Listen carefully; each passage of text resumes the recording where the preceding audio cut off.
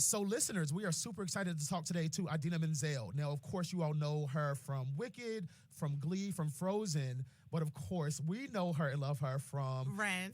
both the Broadway production as well as the movie. And so, we're delighted to have you to talk to you for a bit. So, our first question, Idina, is talk a bit to us and to our listeners about the cultural significance of Rent. I mean, the play comes out in the late 90s and deals with some issues like LGBTQ equality and HIV and AIDS and poverty, gentrification, long before sort of like this new BLM movement and this new kind of queer rights movement.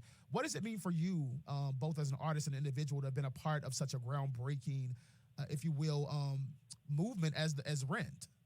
Oh my gosh, yeah, that's you beautifully said. I have such a pride about being a part of Rent and sort of watching the young people that were involved and that were fans of the show evolve, and people with their own inner struggles with their own sexual orientation and the connection I made with these young people and watching them be able to blossom and feel recognized and feel seen in society was just something I never could have expected, being a part of just a musical. It gave voice to characters and to people that never had that voice before. Absolutely. When did you first learn that you knew how to sing? Because when I first see Rent back in the day, and then when you're in Beaches, Wicked, I mean, your voice is phenomenal. It's incredible. Like, when did you know? Like, I have a gift. Like, look, I can do this. I can really blow. I can really sing. When was that confirmed for you? I mean, because it is like none other. I mean, when did you first know? Like, yeah, I can sing. I don't know. I mean, I was singing ever since I was a little girl, popping up behind the couch with my grandfather, like with a fake microphone in my hand, putting on shows in the living room. So, I think there was some little talent show I was in where I sang Memory from the Way We Were, and I had this big, strong Long Island accent and like memories, like the corners of, but I like sang it really out and powerfully, and I had this little vibrato, and all the parents looked at my parents and were like, "You have to get her voice lessons." And I don't know, I was just doing it forever. It's just who I am. Yeah. So now during Pride Month, Billboard asked some pop icons to pen, if they will, a love letter to the LGBTQ community. And so you were one of the people who wrote an open love letter to queer and trans people. Talk a bit about what you said, and just, for our audience, because our show talks about the intersection of race and gender and sexuality. Talk a bit about what the LGBTQ community means for you, or why you felt the need to write that love letter to us.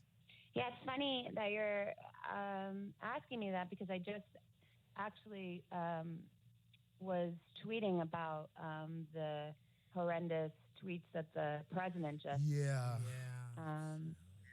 tweeted. So I was writing another little, message to the transgender community. I've always just felt like I felt like they've taught me something about the world and life, and about freedom, and about the courage to take that thing in yourself that might be a little bit different, and like throw it out there in the world and celebrate it. And my friends who are part of that community have always taught me that. And so I'm just eternally grateful to them. It's not like I was doing them a favor. They've always done me a favor. They've been the ones that have spoke honestly and sincerely and authentically to me, and challenged me and made me really be honest with myself. And so I just feel like it's a reciprocity, a reciprocal thing that I need to give back in gratitude for what they've taught me. And speaking of giving back, you have a program called A Broader Way that you developed in 2010. Talk to our listeners about A Broader Way, what its mission is, and what you seek to do through that program for inner city young people. Yeah, thank you for asking me about it. It's a lifelong dream I've had with my best friend from college, who is much smarter than I am, and was able to take my dream and galvanize it, because she's more of like a type A personality, business head person. And I was fortunate enough as a young girl to go away to Sleepway Camp for many years and escape from my school reality and where I grew up and make new friends and rewrite, how I wanted to be perceived in this world every summer. And so I always wanted to do that. And then as I became more successful and my characters sort of mirrored or reflected these young people that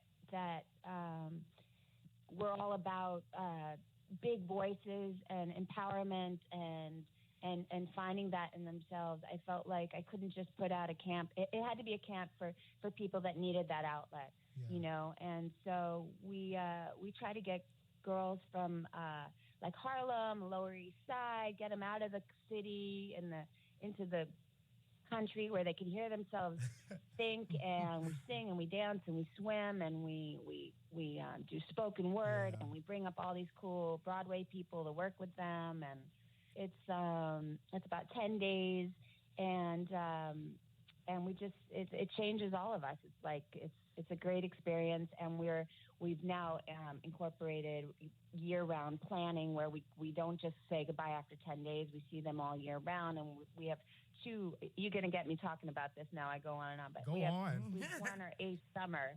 We're on our 8th summer, so we have two. It's a 4-year program, so we actually there are 2 classes that now have come back around that are going into college, and now they come back and they're counselors in training, and they mentor our young girls, and so it's starting to really have a full circle effect. I love it. Well, love that. Before we let you go, we have one last question. So, and it's sort of like a 2-part question. So, I mean, you're so accomplished. I mean, you've won multiple awards. You've been on television, on Broadway. What has been your proudest moment of your career, of your journey? And I guess the second part is, was your proudest moment when you were called Adele Dazeem on live television? And how did you, and rather, how did you handle that? Like, are you able still to laugh at yourself because you are this pop icon? And so was that sort of a reminder like, yo, even I get, there are people who don't necessarily know who I am, or they misspeak my name. Yeah. But so what's been your proudest moment? And then also, how do you kind of handle the humility and laugh at yourself sometimes? Okay, well, I'll take the second part first. First of all, it was the best, mistake, happiest mistake that could have ever happened to me. At the time, I had about 8 seconds to get my together. It was like I had done all of this meditation to kind of control my nerves so I could do a great job on the show. And I told myself I was going to, I wore these really funny, ugly shoes under my dress that were really like strong, that weren't like spike heels, so that I could stand and have a foundation. And I also told myself I was going to sing to my little boy and just keep it right there. And then the thing happened with my name, and it totally threw me, and I felt sorry for myself for about 5 seconds. And then I was like, get this on track. The orchestra's going without you. And then I had to do my thing. And then what was so wonderful about it was the people that knew me beforehand were so, outraged at it that they send me so much love. And then all the people that didn't know me, I got to make new friends. Absolutely. So it was great on all ends. And then as far as what I'm most proud of, I'm most proud of the connection that all of my projects and characters have had with young audiences. Because I've gotten to grow up with a lot of these characters and these fans, these audiences through the decades, and I feel like that this common theme of self-empowerment and finding your voice and not hiding that thing that makes you so special is sort of permeates all of the characters, and not only is it connecting with the young people, but it's always sort of taught me about how I needed to be. And if you're put on if you're made that kind of role model, you have to adhere to that. You have to practice what you preach. So on those days where I don't feel like that and I don't want to get out of bed, and I have to remember that this is what I'm saying out there in the world. And so it helps me in my own personal life. It's not just about speaking to other people. It's about what it's given back. Wonderful. Idina Menzel, we will see you here in Louisville at the Palace Theater on August the 6th. We want you to keep defying gravity. Thanks so much for talking to us today. Thanks so much. much. Thank you, guys. Bye. Thanks so much for having me. Yes, be well. Bye.